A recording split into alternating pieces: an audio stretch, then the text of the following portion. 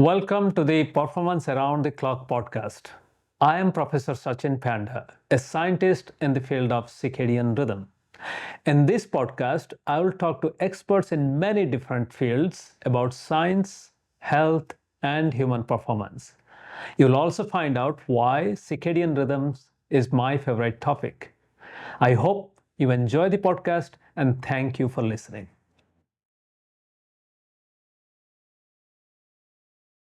Welcome to a new episode of Performance Around the Clock. I'm super excited to have Professor Amita Sehgal from UPenn.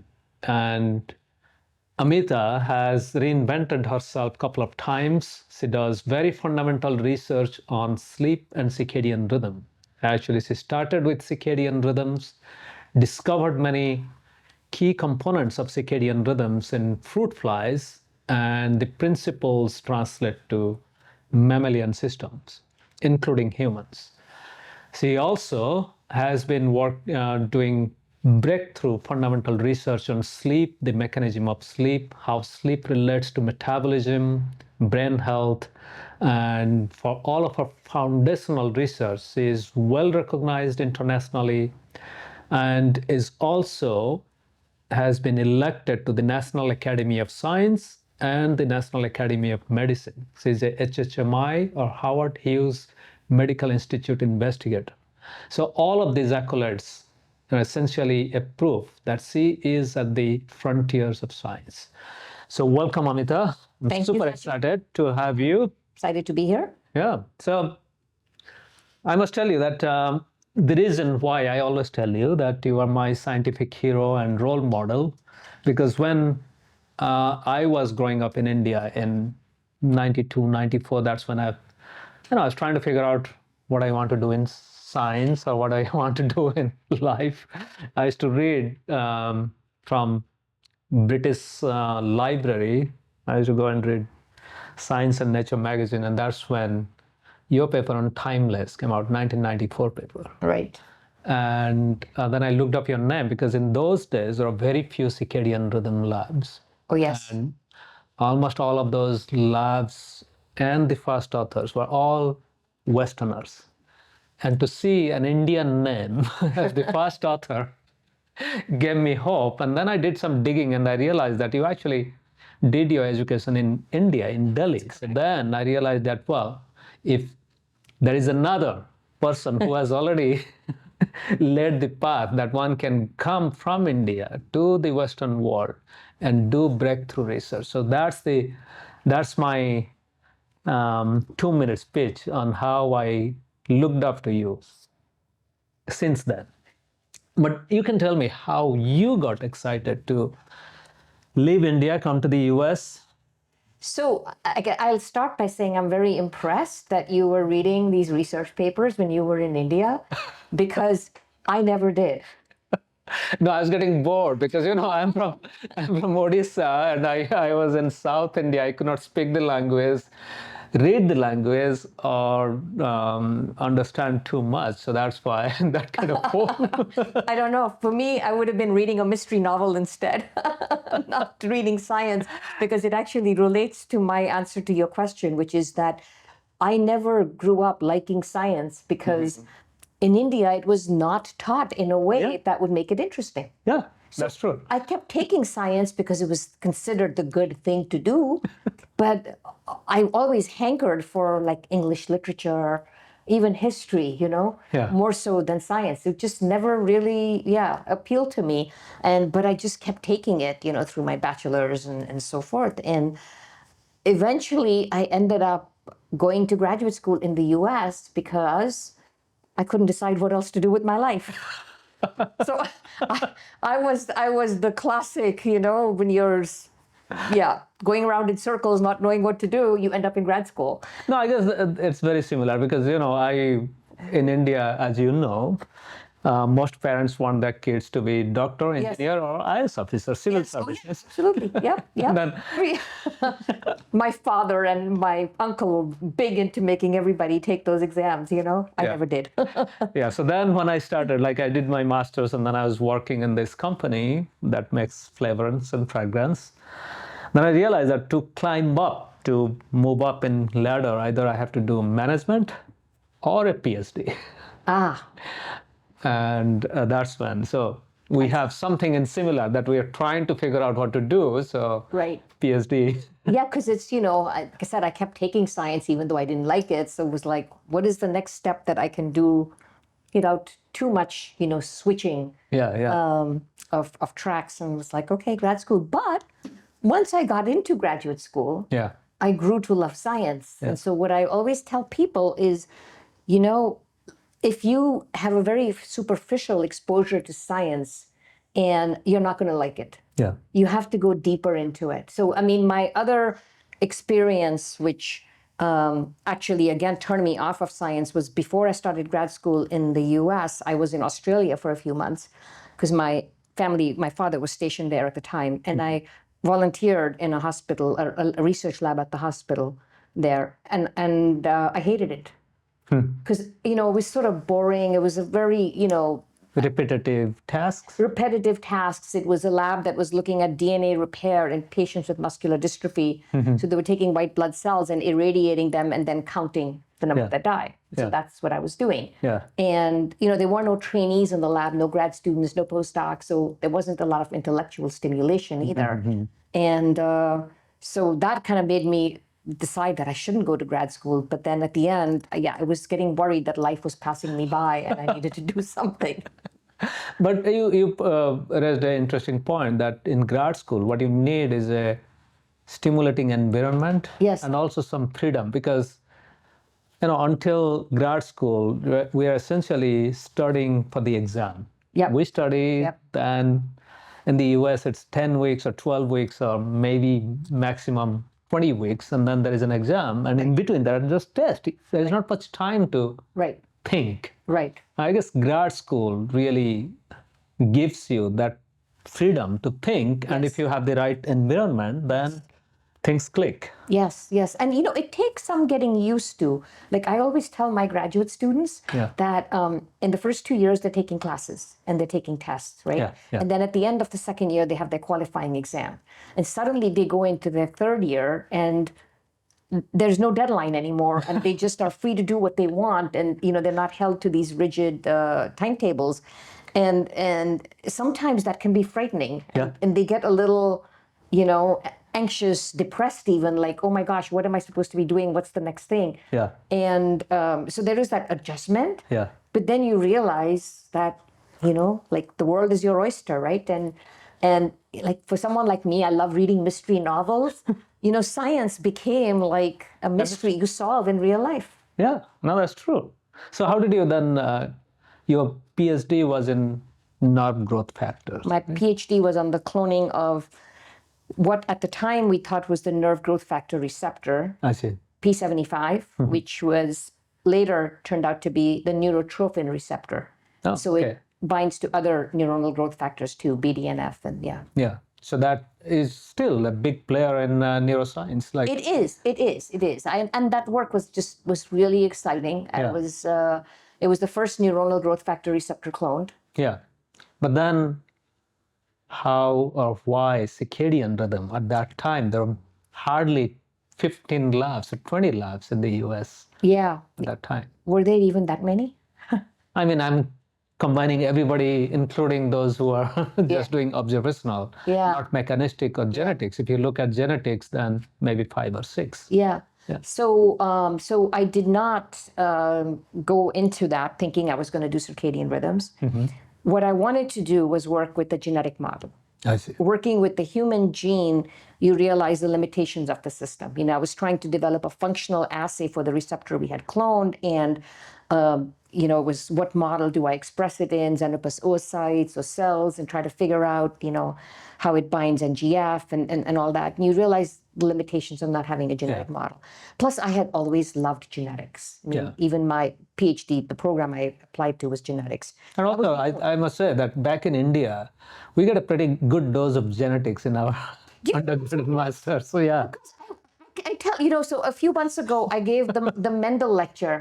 In Brno, the Czech Republic, right? So it's in Gregor Mendel's monastery, and it's very cool because they've turned it partly into this lecture hall, and they do these, I guess it's open to the public even. And it meant a lot to me. And as I told them, I said, growing up in India, I did not like science. The only thing I ever liked was Mendel's laws. Yeah. It was just something inherently appealing about Mendel's laws. So, and in grad school, even though I was in a genetics program, it was more molecular biology. So I wanted to go to a genetic model, have, the power of the genetics, plus I liked genetics. But given that I was working on NGF, I was thinking in terms of neurodevelopment. Yeah. So I wanted to go to a lab that did neurodevelopment and, had a genetic model. So Drosophila neurodevelopment. Yeah. So I applied to Mike Young to work on Notch. Oh, as you know, Mike's lab at the time was half neurodevelopmental, half clocks. Yeah. I knew nothing about clocks.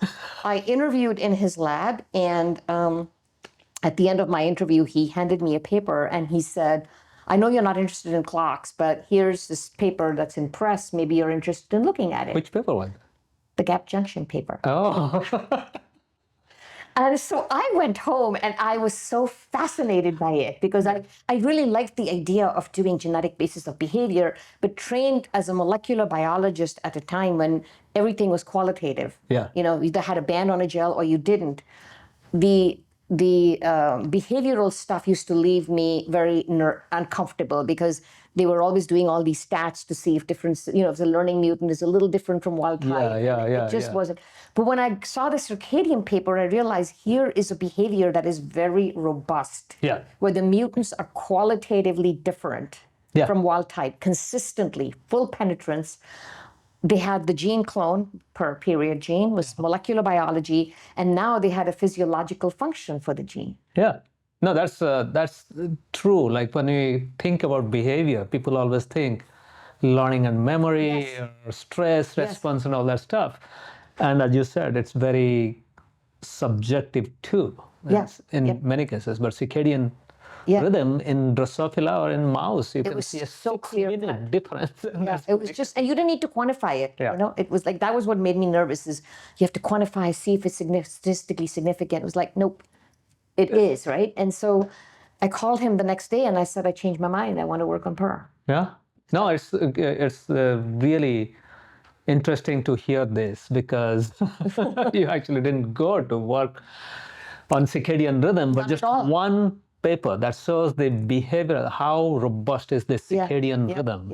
And when I was looking at some of your timeless mutant, that paper, I still remember how reproducible this mutant was. It was not like, so it's not like 5 flies out of 10 or 6. It's like every single fly, right? Yeah, every single fly. Loss of rhythm. Yeah. So that's how you got into circadian rhythm. Yeah. So I was totally only applying to neurodevelopment labs for my postdoc. Yeah. And then, did you do the screening for timeless, or was it already? Oh no! I had to set everything up in the lab. Yeah. The lab did not at the time have the ability to monitor circadian rhythms. Really? So it turned out that Rob Jackson had cloned PER. Yeah. He had set it up to look at the rescues and stuff in the Young lab, but then he took it all with him. I see. Yeah, because he then took a job at the Worcester Foundation. Yeah. And so the Young lab did not have the activity monitors or anything. And so I had to track those. And that was very challenging, because I had to, spend a lot of time on the phone with Rob, figure out how to do it. Turns out you needed these old Apple IIe computers, which I managed. This is before the days of the internet. I found them in a garage in Shreveport, Louisiana, used ones. Got those, and they kept breaking. And Louisiana, from Rockefeller to Louisiana. I didn't go. I didn't to go. find the person, called him, and he sent them. But then getting it set up, and I didn't have much of a background in, or any background in setting up those connections, or Rob Jackson would say to me, "Okay, now you need a transwarp card," and I'd be like, "Trans what?" And he's like, "I can tell you're not a Star Wars fan." Yeah, you do mystery novels, but you don't actually. So anyway, and then the genetic screen also completely from scratch. Wow. I didn't know that. I thought that. Nope. I was always thinking that there was some genetics going on, and then No, not at all. Not at all. It was like, okay, and I start with this male and this female, introduce the markers, mutagenize. So was there a aha moment? Well, my first aha moment was when I just did my first genetic cross. Yeah. And I crossed, whatever, red-eyed flies to white-eyed flies, and looked next generation and and was like, Mendel was right. That was a great aha moment. but with respect to finding the mutant, I mean, Jeff Price joined the lab. Yeah. He was my fellow postdoc a year into my stay there, and then we were both screening together. Yeah. And and then this mutant showed up, and we were doing eclosion assays. Yeah. And it So the activity was not the assay. no, activity was not the assay. So we were basically, eclosion in flies is rhythmic. They emerge in the morning. Yeah. And so you look for anything that comes out of the pupal case at night. Oh, really? Yeah. So eclosion is this, the fly larvae are in the pupae and then the pupa. Yeah, so the adult flies emerge from pupae. In the morning? Usually at the time of dawn.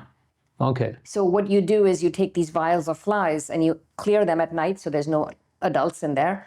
And in the morning, you come in like an hour before lights come on, and you see if anything emerged at night. Oh. Yeah. So that was the strain. Yeah, that was the assay.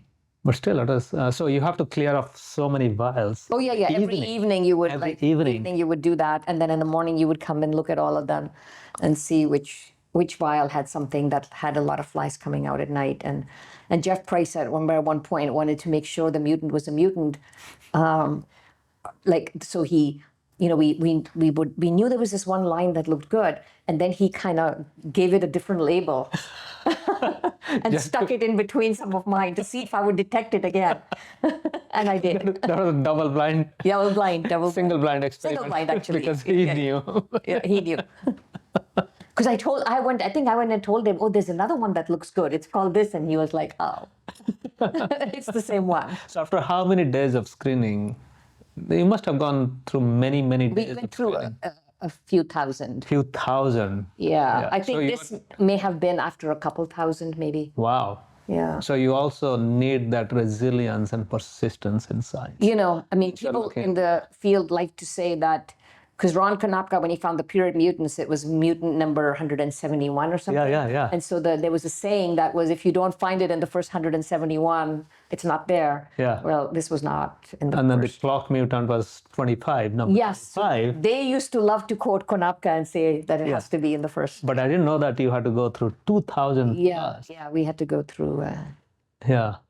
And then from even that time, the fly genome was not sequenced. No. So you're still going to go through positional cloning. The mutagenesis used a P element. Mm-hmm.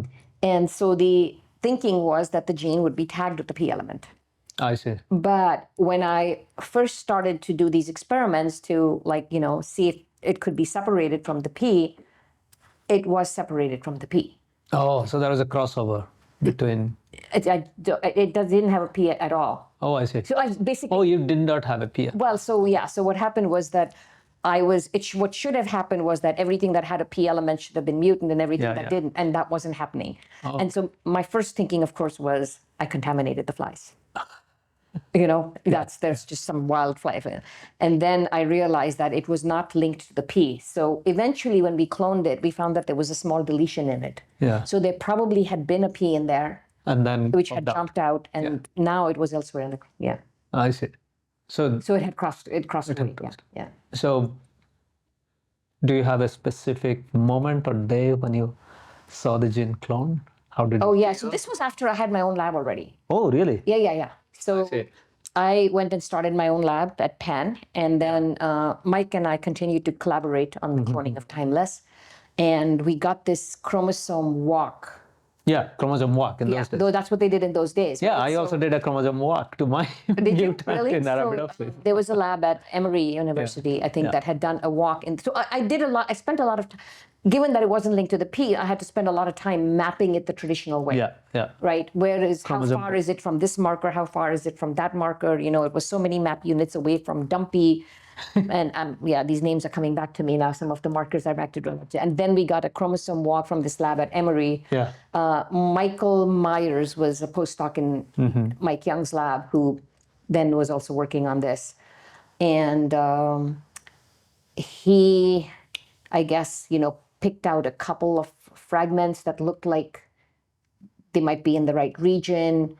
And then he sent them to me. And I did RNase protection assays. Wow, a lot of radioactivity. Oh my gosh, yeah. And it cycled. Oh, wow. Yeah. And then meantime, we were collaborating with Chuck Weitz to find proteins that interact with PER. Yeah. And Timeless also came out of that simultaneously. Yeah. So you had those 2 or 3 papers. Yeah. So 94 and 96, I guess that's... Right. So there were 2 in 94 and 3 in 95. Yeah. 96 was actually our paper on showing that Timeless gets degraded by light. Yeah. So that one I clearly remember because I think that was the first time to show that the protein degradation by light was the mechanism for resetting the clock. Yeah, that was another big aha moment. That was my grad student who found that. Yeah. What was the experiment? She was looking at the expression of Timeless. We had raised antibodies, and it was looking at the expression of Timeless protein, different times of day and night. And it was high at night and low during the day. And I think, that made her wonder whether there was something about light. Yeah. That was, and this is a grad student, so it's not as though she's like a circadian aficionado who's been thinking about the mechanisms that reset. So it was very, plain and simple. It was just, let's pulse with light at night and see what happens. Yeah. And protein went away. Oh, I see. Yeah. And actually, the great thing is that now when we do the same experiment, you realize that the protein reduces a lot, but there's still a little bit left, okay? It doesn't completely disappear. Because you have to still continue through the day to... Yeah, it's just, it's not, and the light resetting is not 100% effective at degrading it. It just goes down. But in those days, I think our antibodies weren't as sensitive. So it was totally gone. And she, just like I thought when it wasn't going with the P, I thought I contaminated my flies. She thought she did something wrong. It was like, maybe I forgot to put antibody on this one. Yeah. No, this was really exciting. I remember by 96, I was just starting my PhD. Maybe I was in the first year or something. And by that time, I think the neurospora circadian resetting mechanism through Frick was kind of worked out. Frick is induced by light. Frick is induced by light. Yeah. I thought that was, it might have been 94? 94, 95, yeah. So that's that. So what was really cool was to see that the negative component of the clock mechanism is always the target for resetting. Yes. And that came out. Again, your study kind of reconfirmed that it's the negative component that gets up or down regulated. And if the component is typically low during the day, then it's degradation. If it is high during the day, then it's light activation. So that kind of became the principle from those 2 or 3 studies. Right. And if I would just add to it, I would say, the negative components, not just the ones that are responding to light. Okay. I mean, obviously, I have a bias here. No, I'm making it too simple, too. No, but also my bias is that it's the negative components that really are the timekeepers. Yeah. It's the cycling of those that is important. Yes. Right? Yes. The levels of those or the activity of those is determining time of day. Right? Yeah. Now, if you talk to people, they think that the central clock components starts from the positive. Clock B now. People in my own lab, when they write an intro to a paper, will say, and then the clock is driven by clock B mal. Oh, and by the way, there are these other things that are, and I'm kind of like, no. No, this is something that we also see in other parts of biology, the repressors. Yes. That repress, that kind of slam the brake, they are often, not always, critical components in regulatory mechanisms. So you are perfectly right. Like the negative components of the circadian rhythms, they inform what time of the day it is for the body. But that's not the current perception. Well, at least you and I agree on that. Yes, because I always say that the negative components are the most, because the positive components, they can be clamped to very high level, and you cannot get signal if something is tonic. Yes. If something is constant, it's not giving you any signal. No, it's not. It's not a timekeeper. Yeah, it's not giving you it. Yeah. So I think the discovery of timeless, and as we are going through it, that the light resetting goes through the negative component, and then the negative component sets the time. Those came out during those 3 to 4 years of studies. And also another thing was, when you did all these experiments, they also pointed out that the resetting of the clock or circadian mechanism can go through non-image forming light receptor, because people thought that it has to go through the eyes. Right. And so was that a surprise for you? Or by that time it was kind of? I think the first experiment might have been a surprise. But then the more we thought about it, and the more, as evidence, data started collecting in the field, because there was stuff that had been published by Charlotta showing that these glass mutant, glass was later, I think, but she had done things like cineoculus, and there were like things that were defective in eye development and all, and they were fine in entrainment. So there was I think it sort of made sense that it wouldn't be. And by that time also the mouse retina degenerate mutant, mutant, was also responding to light perfectly fine. But there were observations, but then your study kind of showed the mechanism, that there is a clock component that and so what we did was we looked at the timeless degradation, the mechanism, as opposed to just the behavioral resetting in the context of these different and basically we found that the visual system is not required, but that when it's present, it might participate, which actually is the case now. So that's also the case in mammals, most clocks, even in plants, because the point is the circadian rhythm recruits all types of photoreceptors. Yes, that's exactly what I always say, that, it's so important to entrain the clock that it'll use whatever photoreceptor it can find. So in plants, it's like the red light photoreceptor, the phytochromes, the blue light, the cryptochromes. They're all phytochromes 1 through 5, and then cryptochrome 1 to 2. All 5 have specific roles. So similarly, that's what we are seeing in all systems, that any light sensor is recruited. Can be utilized. Can be utilized. So then how? And then we actually, at the time, this is thanks to my interactions with Tony Cashmore, in that paper we published where we said the visual system is not absolutely required.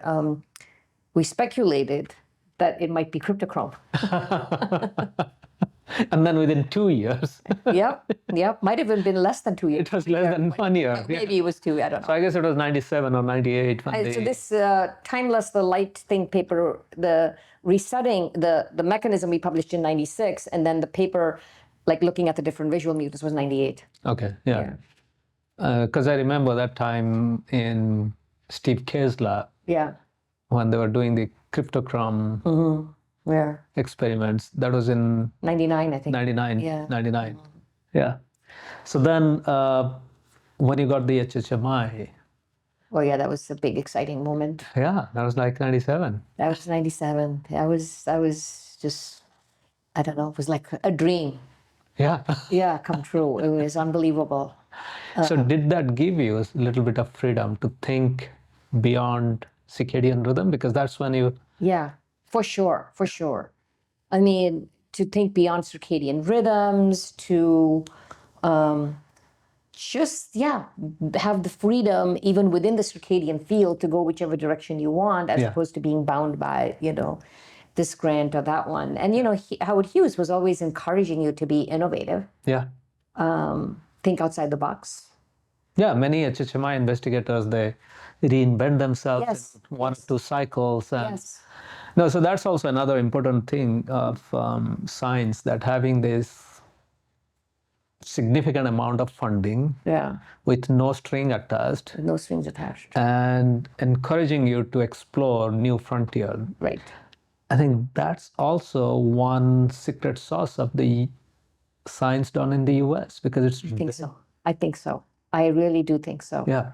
That it's and it's like, it's supportive even beyond like the annual budget that they give you, right? Yeah. Because if you want some really fancy piece of equipment, if you were to buy it with your annual budget, even though that is very generous, it would eat up most of the budget. Yeah. But they have equipment cycles where you can request those things over and beyond. Yeah, so that also brings up another important kind of path to discovery. Technology, which is equipment, actually expands your imagination, right? Or it enables you to do things that you could not do before. Right. And then that leads to new hypotheses, because you get new observations, new hypotheses, and that leads to discoveries. Right.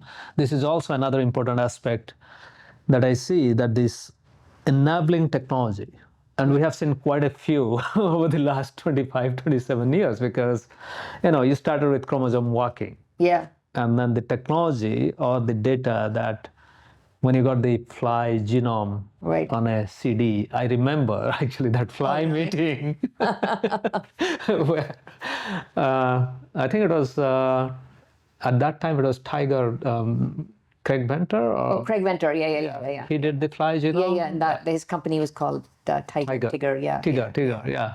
So that's one example where the technology actually enables. And and it's interesting because when that started happening, some people were nervous. Yeah. Because they felt like, if it's all out there, what's left for us to do? Yeah. And now you realize how it just opened up so many more, avenues.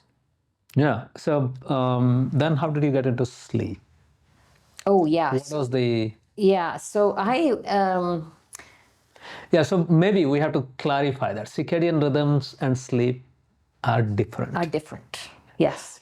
Because you can... Yeah. So sleep is a circadian rhythm. Yeah. But so are many other processes. Yeah. As we know, almost everything in the body cycles, right? I mean, all physiological functions, body temperature, blood pressure, whatever. You name it, heart rate, glucose. Every hormone. Yeah. Almost every hormone. Yeah, almost every hormone. They change with time of day. So that's circadian regulation. And yes, sleep is one of those processes that is under 24-hour control. But sleep is also its own thing, as in, it's a behavioral state that we all need, that we must have. And there is a homeostatic need for it. So if we don't get enough sleep, we have to make up for it. And we will do that even if it's against our circadian clock. Yeah. So if you've been up all night, you'll sleep in the morning, even though your circadian clock and your alarm clock are telling you to wake up. Yeah. That's a clear, very nice distinction, that your circadian rhythm is still running. It's still your sleep debt is forcing you to go sleep. Go to sleep. Yeah. So they're completely different. So, Penn had a pretty rich sleep community. Not so much circadian, but sleep. They had a sleep center where most of the people were studying sleep apnea, actually. Still an interest in sleep. And I used to talk with Alan Pack, who was the head of the sleep center, about our fly work, which he was excited about. A lot of the other people were not, because it was flies. Yeah.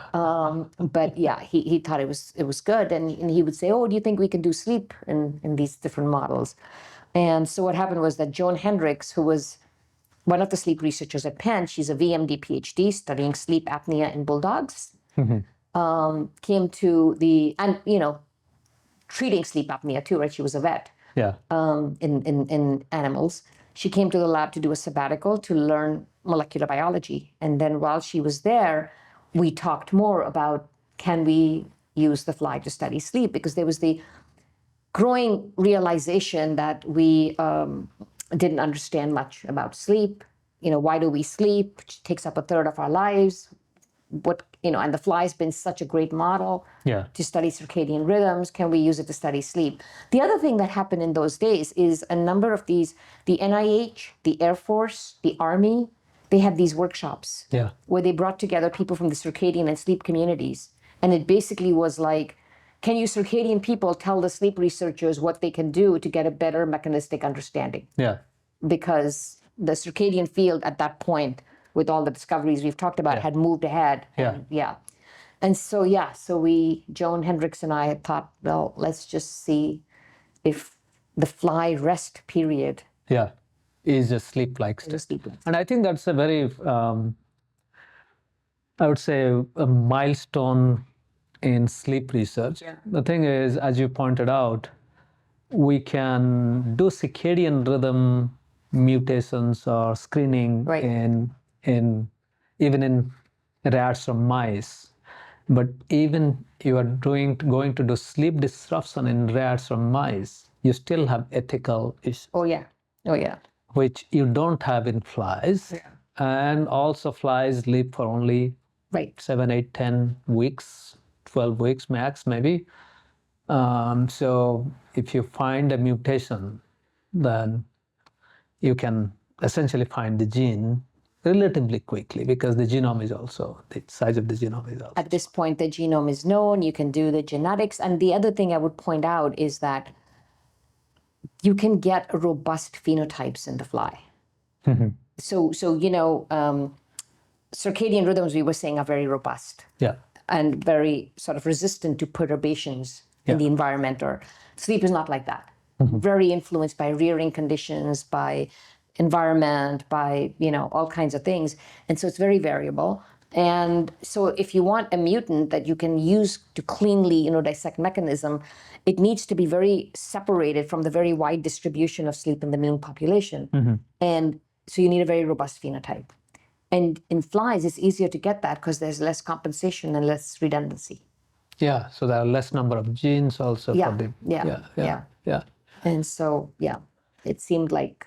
So I guess your lab now has identified more number of sleep mutants and cloned them than any single lab, I would say.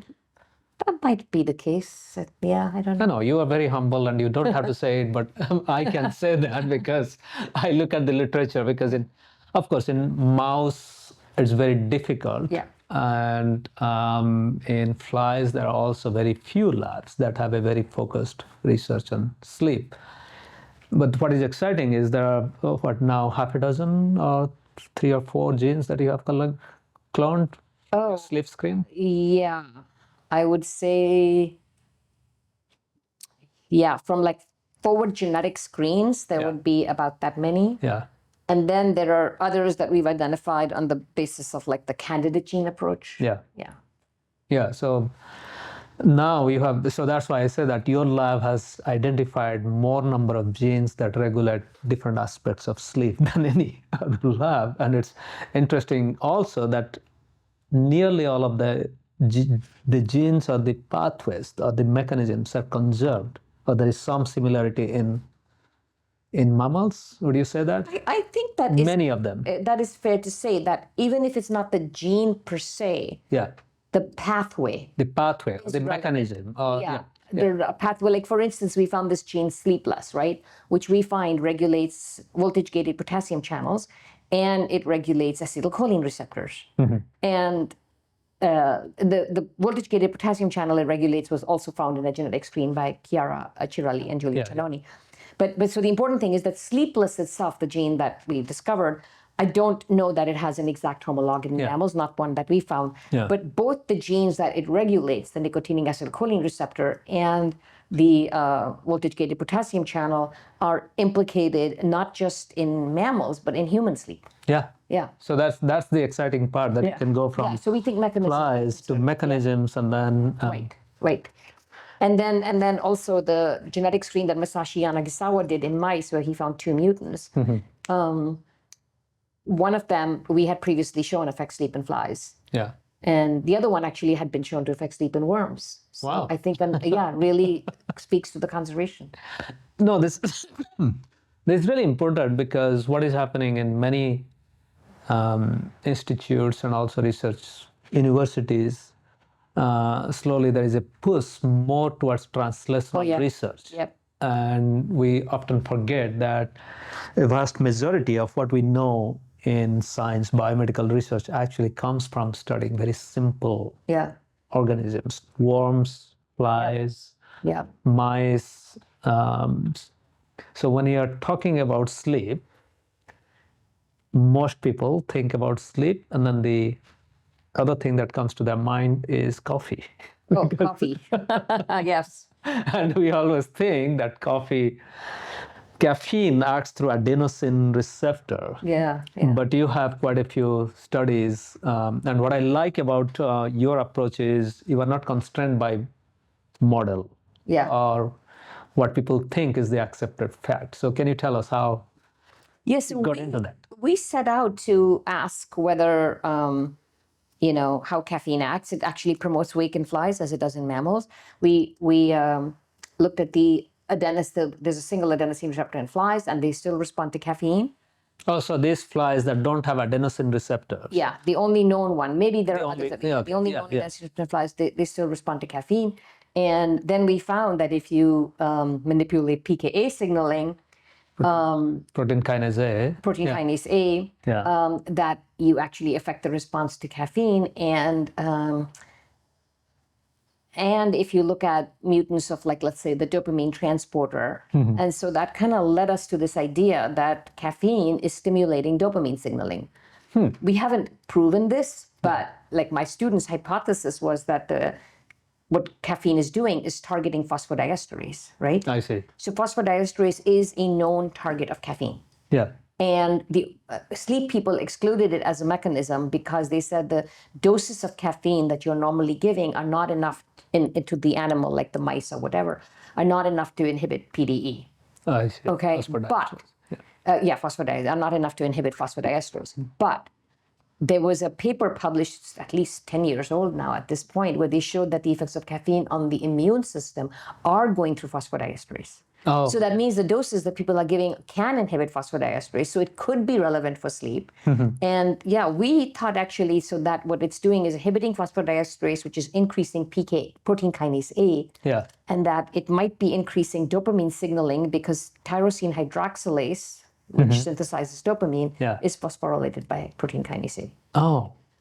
And, whenever I have brought this up, like when I am a mammalian researcher giving a talk about caffeine and is talking about adenosine, and then I'll ask them if they ever considered dopamine.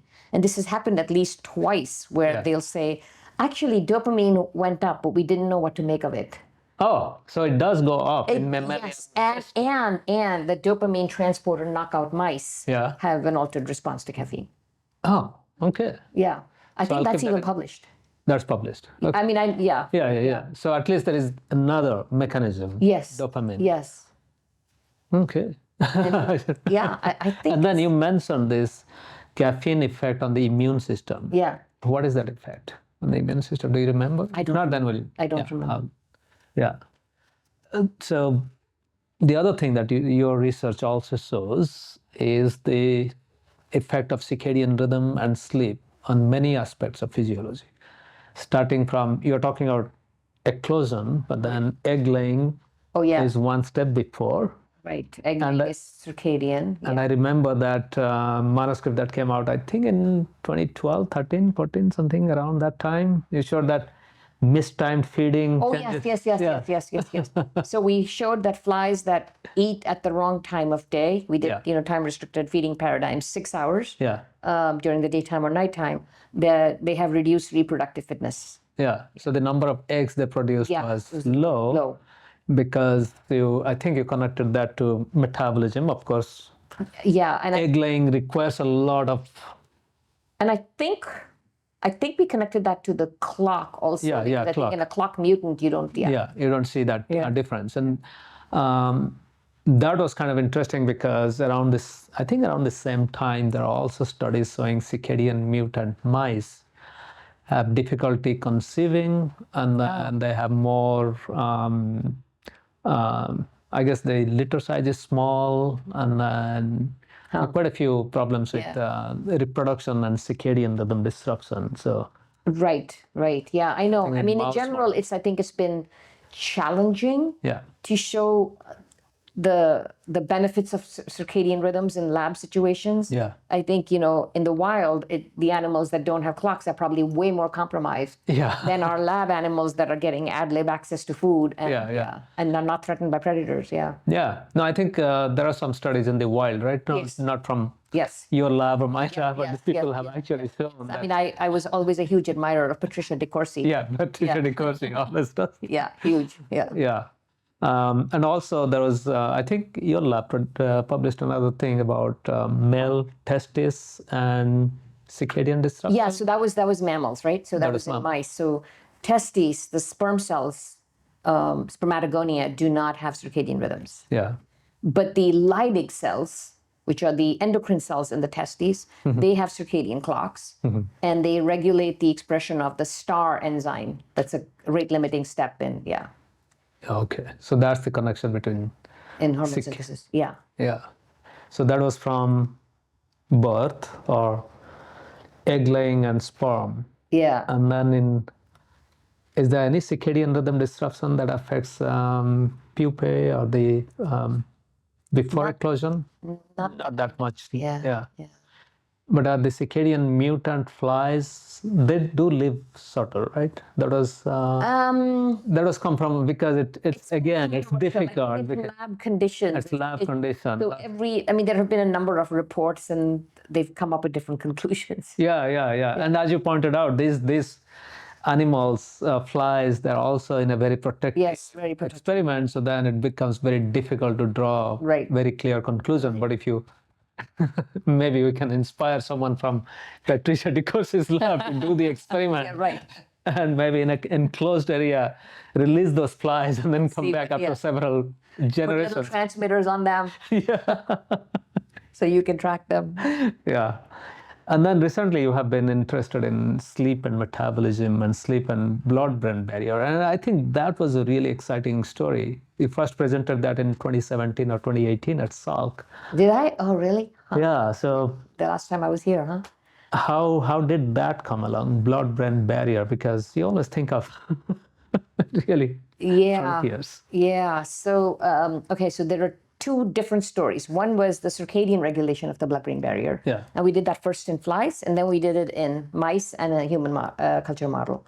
And that one was driven by my postdoc basically asking, if you injure the animal in the periphery, like is there a stress response, like a jack-stat or something, signaling that's elevated in the brain? How is this getting there? And somewhere in the course of this, realized that there might be a rhythm of passage through the blood-brain barrier. Oh, I see. And she started to measure the activity of efflux transporters. Efflux transporters are these transporters that pump out molecules that normally can diffuse right in through the cell. They're like small lipophilic molecules that can get into the brain because they can diffuse through the bilayer. And these efflux transporters pump them out. And the activity of efflux transporters is higher during the daytime in flies when flies are awake. And they're less active at night. So like drugs, many drugs are like targets of these. They would diffuse into the brain better at night. So we showed, in fact, that an anti-epileptic, Dilantin, was more effective at treating seizures in a fly seizure model at night because it was getting in better through the blood-brain barrier. Wow, that's really, that was a nice twist because I remember that one. Now that you're telling me, now I remember this so that was the fly story. Anti-leptic. And then we did the same thing in mice, we asked, and we found the same thing, the efflux transporters. But in the mice, they're more active during the dark. So it's during the wake hours. I see. And maybe that makes sense because the wake hours is when the animal might be exposed to xenobiotics that you want to keep out of the brain. So the efflux transporters are more active then. And those data actually were just confirmed recently in this paper that Erkwan Zhang published in Cell about the cytokine storm caused by vision. He actually also was looking at efflux transporters and how the prostaglandin transport. I see. Yeah. So then there is. And then the other story was the sleep one. Yeah. Yeah. And the sleep story was basically we were blocking endocytosis, and we, as in my student, Greg, was blocking endocytosis in all glia. And the idea was, what's the role of glia in sleep? And since one of the things that glia do is take up stuff from the synaptic cleft, he said, if I block endocytosis, what happens? And he found that their sleep increased. Oh. And so then he asked which glia are important, and it was the glia of the blood-brain barrier. And so we thought very simplistically that could it be that passage through the blood-brain barrier is a function of sleep. So if you block that, the animal needs to sleep more because it's less efficient.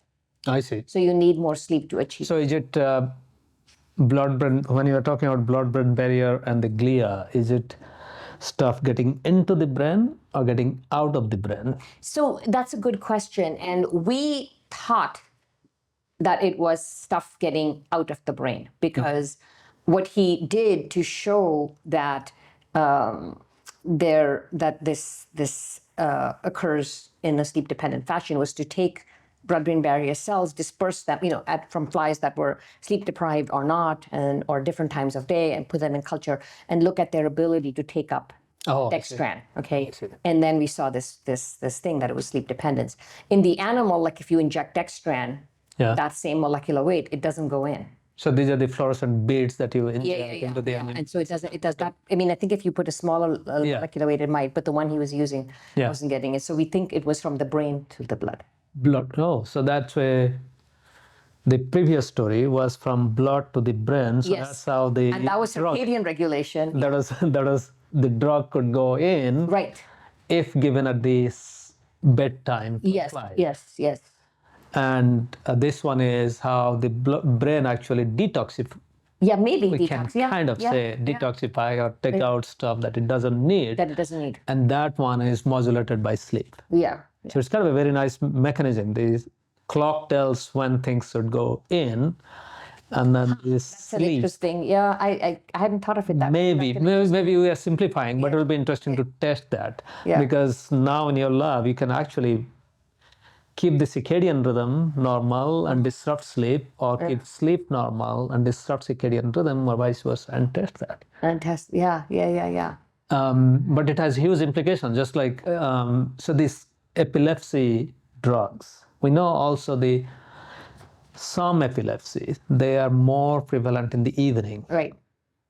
Is the drug given during evening or in the morning? So that's a tricky thing, right? It's like for kids who have epilepsy, when they have seizures, you're just going to give the drug whenever that happens. So what we're talking about is more like some maintenance therapy that you might do.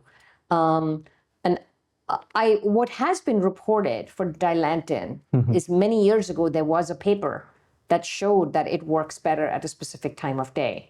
But at the time, this, blood-brain barrier access was not considered a mechanism. And we now think that is what accounted for it. That said, even though a study may have shown it works better at a specific time of day, that doesn't mean that in the clinic now they're doing that. Because as you know, a lot of the circadian biology has not made its way to the clinic. And I guess this is a very important aspect of biomedical research, that because when you're talking about one drug that is in practice right now, usually the next drug has to be 10 to 15% more efficient than the existing drug. But if the timing improves the efficiency by 10 to 15%, then reduces side effects. And reduces side effects, then that's the next drug. The next drug is not the new drug, it's the old drug with the new time. Yes, because, think about it, because then you can give a lower dose, which is why you would reduce the side effects, because it gets in better.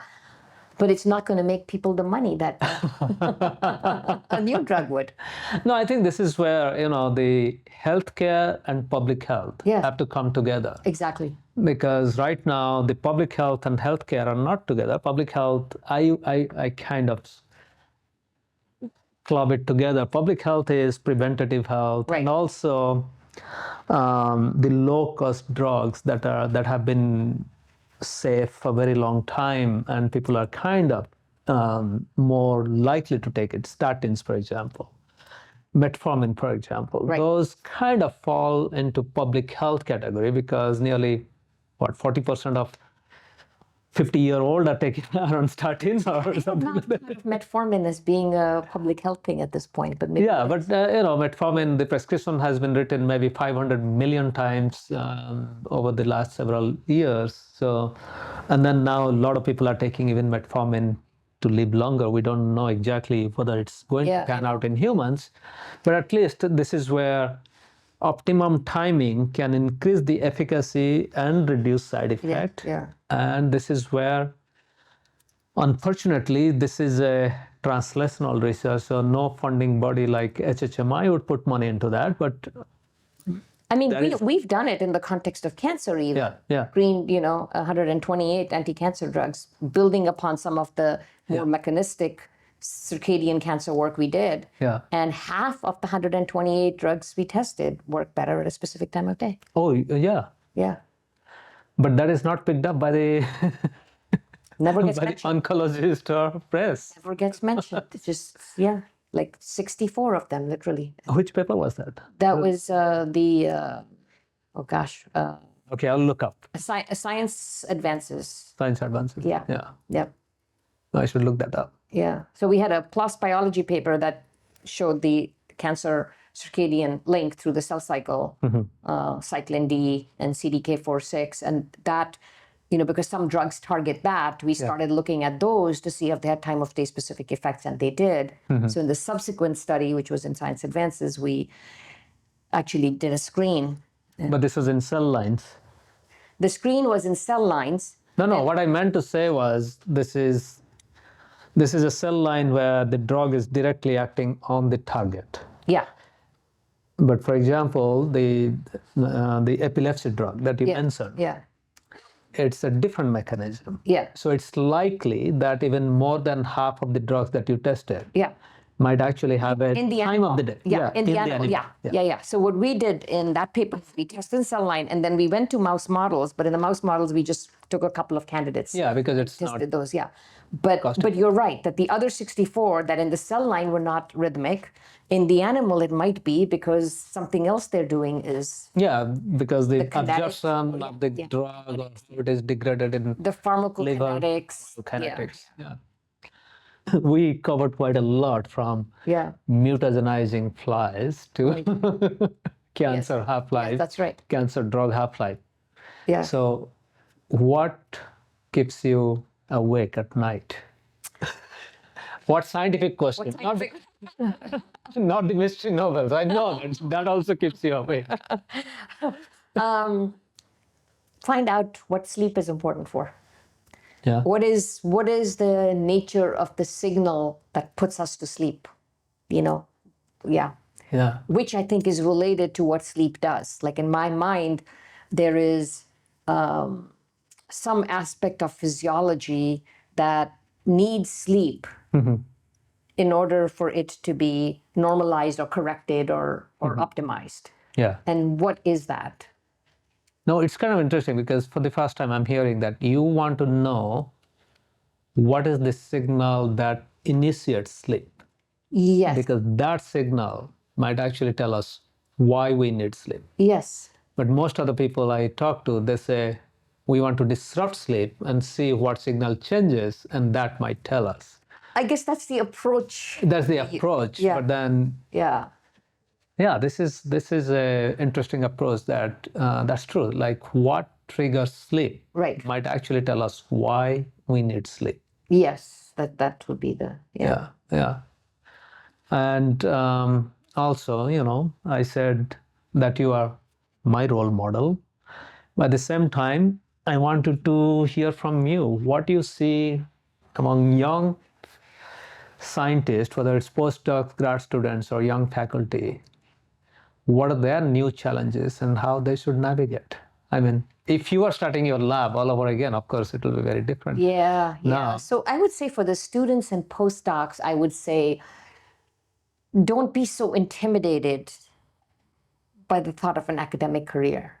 yeah, They all seem to think that they won't be able to do it. They should, they're not all, but a lot of them seem to think that they shouldn't do it. It's too hard. And I mean, they tell me they don't want my job, and I'm like, why don't you want it? I love my job. But yeah, I don't know why they say that. And I tell them repeatedly that, if you feel like you're not prepared, none of us were.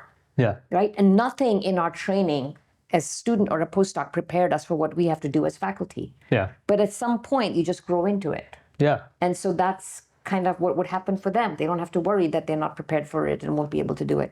So I guess for them, I would say that that's what they shouldn't shy away from it.